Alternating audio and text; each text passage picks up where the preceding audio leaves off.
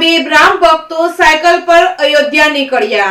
બાવળાના બે રામ ભક્તો સાયકલ પર અયોધ્યા નીકળ્યા હતા. પ્રાણ પ્રતિષ્ઠામાં દર્શન માટે સાયકલ પર સાહસ. અયોધ્યા ખાતે રામ મંદિરની પ્રાણ પ્રતિષ્ઠા યોજવાની, જેમાં બાવળાથી બે રામ ભક્તો આ પ્રતિષ્ઠા મહોત્સવના દર્શન માટે રવાના થયા હતા. આજે આ બંને સાયકલ સવાર ભક્તો ગાભોઈ ખાતે આવી પહોંચ્યા હતા. અન્ય લોકો તેમની અયોધ્યા યાત્રાની જાણકારી મેળવી શ્રદ્ધાને નમન કર્યા હતા. રિપોર્ટિંગ બાય अशोक नाई, साबरकांठा.